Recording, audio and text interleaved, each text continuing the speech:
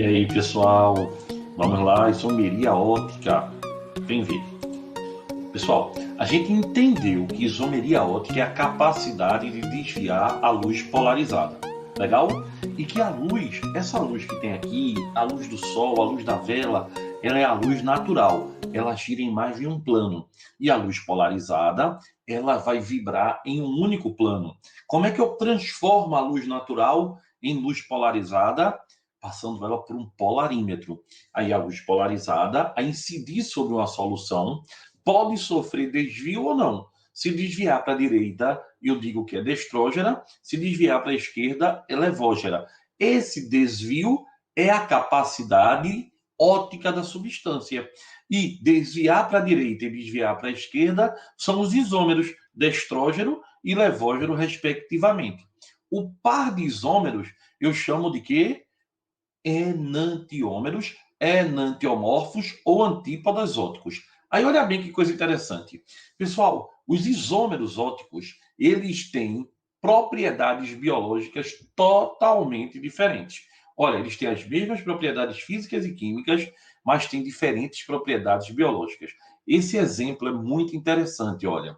Um par de isômeros ópticos conhecido no nosso dia a dia é o Vic Vaporub e a metanfetamina.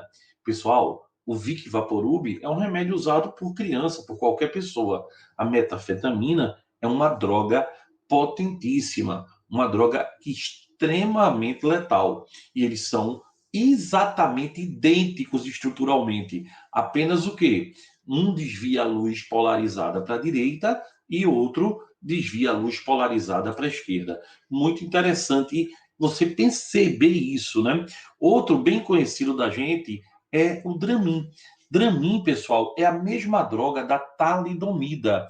Talidomida e Dramin são isômeros ópticos. A talidomida foi usada na década de 60 como um remédio milagroso contra o enjoo da gravidez. Só que aí vem um grande problema, pessoal. As crianças, geração da talidomida, das mães que tomaram talidomida, nasceram com problemas como falta dos órgãos superiores e inferiores. Então, a talidomida, ela tem uma propriedade biológica que faz extremamente mal. Já o Dramin é um remédio que se toma quando está enjoado. Olha que interessante, são também isômeros ópticos. Pessoal, escitalopram e citalopram também são casos de isômeros ópticos. Então, a isomeria óptica, você nota que ela é muito relacionada com medicamento, com a medicina. Então, a capacidade de desviar a luz polarizada dá propriedades biológicas muito diferentes. Olha que interessante, pessoal. Gustavo, eu posso ter carbono quiral e mesmo assim não ter isomeria óptica? Pode, pessoal, porque a isomeria óptica ela decorre da assimetria molecular. E existe um tipo de isômero, por exemplo, esse composto que aqui está, ó, esses dois compostos, eles têm carbonos quirais, no caso 2, mas quando você passa um plano de simetria, um lado da molécula é exatamente igual ao outro. Ou seja, embora tenha carbono quiral, ela é uma molécula o quê? Simétrica. Então a gente diz que é um isômero meso. É chamado de compensação interna na molécula. Uma parte da molécula anula o efeito do desvio da outra. É diferente da mistura racêmica. Na mistura racêmica, sabe o que é que acontece? Um isômero que é misturado com o outro, né? Um isômero anula o efeito do outro. Aí eu digo, mistura racêmica é inativa por compensação externa. Já o mesocomposto é inativo por compensação interna. Isso aí, pessoal, é fundamental quando a gente vai estudar. Outro papo que você precisa guardar bem direitinho é o do diástero isômero. Os diásteros isômeros são isômeros que não são enantiômeros. Ou seja, eles são isômeros que um não é a imagem especular do outro. Porque enantiômero, enantiomorfo ou antípoda óptico é o nome que se dá ao par de isômeros ópticos, ao isômero destrógeno e ao isômero levógeno. Quando um é a imagem do outro, mas que não se sobrepõem. Lembra disso? Já o diástero e isômero são pares de isômeros, onde um não é a imagem especular do outro. Vê, pessoal, esses dois compostos aí, cis e trans, eles são diásteros e isômeros, mas não são jamais o quê? Enantiômeros. Para ser enantiômeros, um teria que ser a imagem especular do outro. Não é interessante, pessoal? Agora, para a gente encerrar a isomeria óptica, eu queria falar da nomenclatura dos enantiômeros, que é chamado sistema rectus e sinistro, R e S.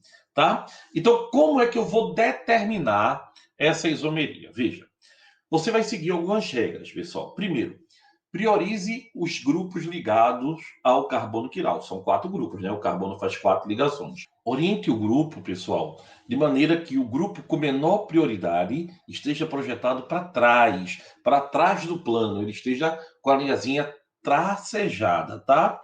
E determine a sequência. 1, 2, 3, 4, e aí você vai saber se a sequência está no sentido horário ou anti-horário.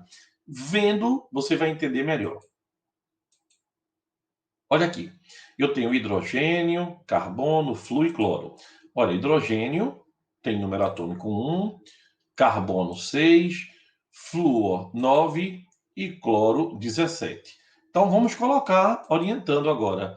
Olha aqui, ó, 1, 6, 9 e 17. Pessoal, o sentido dele que você vai dar vai ser qual? Olha, o elemento mais pesado é o cloro, depois vem o flúor, depois vem quem? O carbono e por último vem o hidrogênio. Então, ó, tá no sentido horário, chamado de rectus. Olha a estrutura aqui agora. De novo, ó, você vai ter agora o sinistro, porque você vai ter quem, ó. Quem é o mais pesado? É o cloro. Depois é quem? O flúor. E assim vai. Aqui, ó, de novo, ó, eu tenho esse carbono quiral, tenho radical, tenho carbono, hidrogênio e OH. Quem é o mais pesado? É o oxigênio.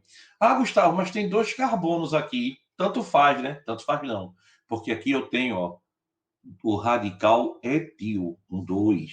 E aqui eu tenho o radical metil com 1. Então, entre 2 carbonos juntos e 1, o desempate vai para quem tem 2. Então, aqui é o 2, 3 e, por último, hidrogênio. Então, está no sentido anti-horário, é o ritmo sinistro. Então, é R e S. Essa é a nomenclatura também para destrógeno e levógeno. Olha que legal, pessoal. Você pode ver claramente, ó, quem é o mais pesado?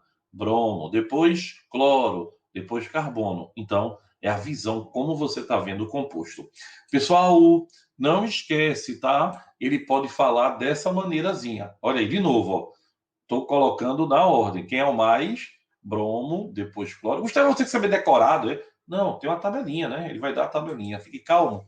Então, ó, você vai olhar, e aí quando você olhar para o carbono quiral, qual é o sentido que tá, ó? O sentido está indo no sentido aqui, ó, do 1 para o 2 para o 3, o sentido dele é o sentido o sentido horário, desculpa, o sentido horário, o sentido do relógio. Logo, ele é rectus, certo? Já aqui, ó, faz a mesma coisa. Olha, e aí você vai notar ó, que o mais pesado está no sentido contrário ao relógio, sentido anti-horário. Então é chamado de sinistros. Não é legal, pessoal? Não é interessante? Então, era isso que a gente queria falar hoje. Isomeria óptica, enantiômeros, sistema rectus e sinistro. Até a próxima, se Deus quiser, pessoal. Beijão.